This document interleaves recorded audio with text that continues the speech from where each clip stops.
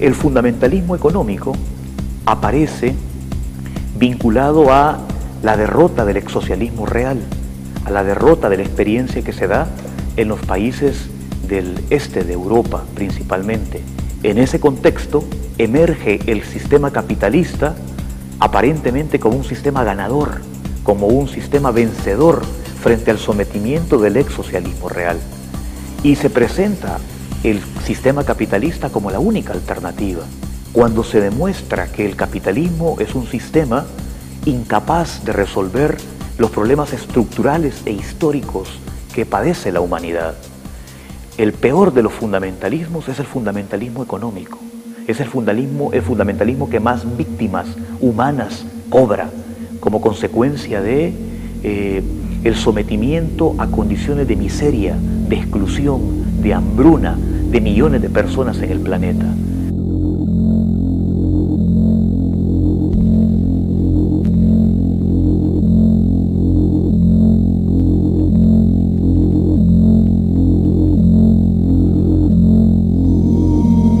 En el caso de la economía, pues recientemente hemos visto el fundamentalismo económico expresado en la teoría económica neoliberal o en el pensamiento económico neoliberal, que desde los años 80, quizás 83 en adelante, se convierte como prácticamente en un dogma de fe, a partir de los cuales, digamos, los gobiernos, los sectores dominantes, las universidades interpretan la economía y elaboran las propuestas de política económica que las sociedades necesitan para desarrollarse.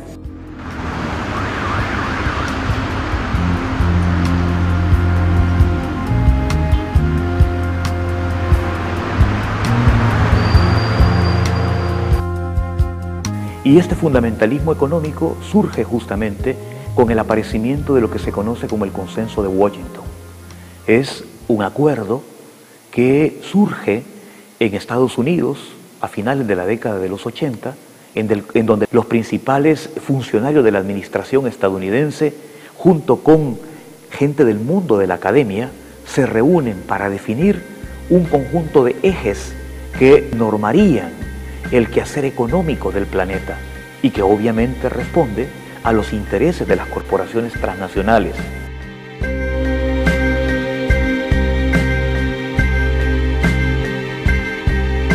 Deberás abrir la economía a las importaciones de otros países o deberás hacer que el Estado no intervenga directamente en los mercados.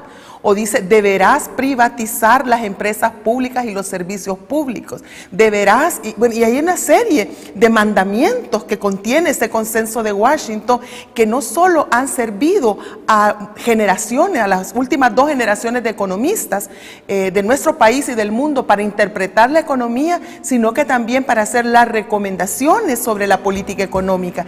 Según Martínez, el fundamentalismo económico en América Latina, especialmente en El Salvador, ha tenido sus instrumentos coercitivos para imponerse, como los programas de ajuste estructural del Fondo Monetario Internacional y del Banco Mundial, las condiciones de préstamo del Banco Interamericano de Desarrollo o del Banco Centroamericano de Integración Económica. Y podemos tener un ejemplo claro. El expresidente Cristiani, que instala su administración en 1989, ni siquiera había firmado un solo préstamo de ajuste estructural con el Banco Mundial, cuando ya había llevado a la práctica en este país políticas de corte neoliberal. Curiosamente, el expresidente Cristiani avanza como primeras medidas la reprivatización de la banca. Y curiosamente él termina con un banco. Qué curioso. En los últimos 20, 25 años, al menos en nuestro país, los que nos opusimos a la privatización de las empresas públicas, de la telefonía, a la privatización de la banca, de los servicios públicos en general, de las pensiones, todos aquellos que nos oponíamos a los tratados de libre comercio, sobre todo con el de los Estados Unidos, los que nos oponíamos a una reforma fiscal basada en impuestos indirectos. Siempre se nos ha considerado como economistas atrasados o de la prehistoria, o como que somos una especie de blasfemos o que hemos cometido blasfemia contra el fundamentalismo económico. A nivel internacional, el expresidente norteamericano Ronald Reagan, la primera ministra inglesa Margaret Thatcher, Carlos Salinas de Gortari de México y Carlos Saúl Menem de Argentina fueron algunos portaestandartes del fundamentalismo económico a nivel mundial. En El Salvador, también surgieron y se abrieron paso los apóstoles del fundamentalismo económico. O sea, las universidades, también los institutos de investigación, o eso que les llaman los tanques de pensamiento, como en nuestro caso es el caso de FUSADES, lo mismo instituciones como el INCAE, o como la Escuela Superior de Economía y Negocios, la ESEN, es decir, o FEPADE, han cumplido un rol fundamental. Y la base de ese razonamiento estaba en que el fundamentalismo económico considera que la iniciativa privada es el elemento fundamental para el crecimiento y para la evolución de la economía. Se sacraliza la iniciativa privada y se sataniza la actividad del Estado.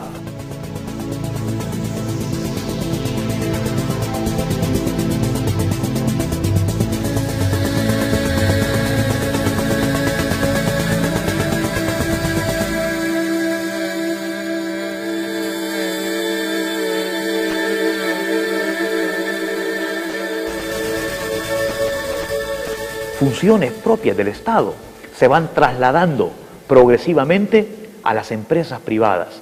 Se cree en su eficiencia, en su capacidad de asignar mejor los recursos. El Salvador se configura en un mercado imperfecto, donde en diferentes áreas de la economía están controladas por monopolios y oligopolios sin que el Estado les regule.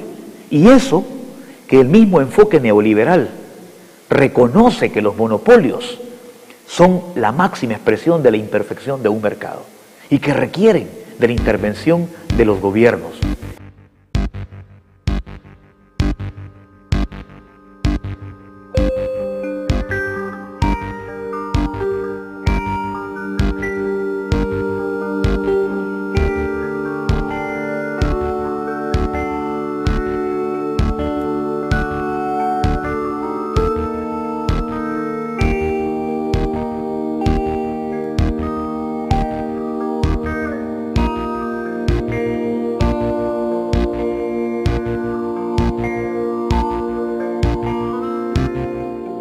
Hoy más que nunca queda en evidencia el fracaso de este fundamentalismo y la necesidad de revisar las bases de ese fundamentalismo.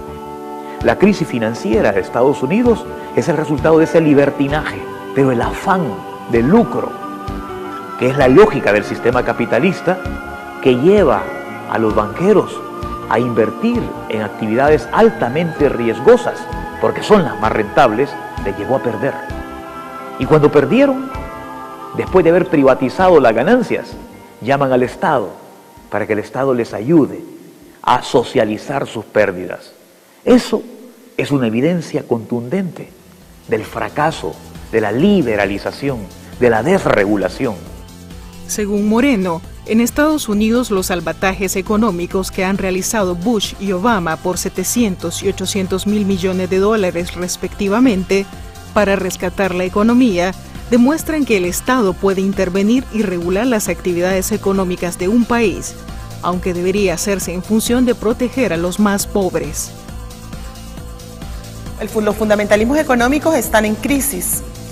El pensamiento neoliberal está en crisis y la principal manifestación de esta crisis es la incapacidad que tienen lo que le llamamos los sumos sacerdotes en El Salvador del neoliberalismo, de interpretar lo que está pasando, de poder haberse anticipado a los efectos de esta crisis, ¿verdad? Y ni siquiera saben por dónde va la solución. La historia nos lo demuestra.